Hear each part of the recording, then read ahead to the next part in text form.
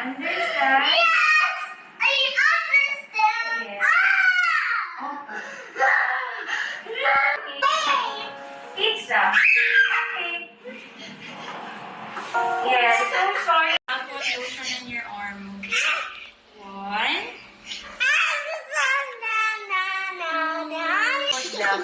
Good job. Okay, teacher is just here. Yeah. Look. Kaya sabi ko next week na lang. Dapat kasi 10 kami. Si teacher na din ang busy. Alas. High five. Okay. Eat me go.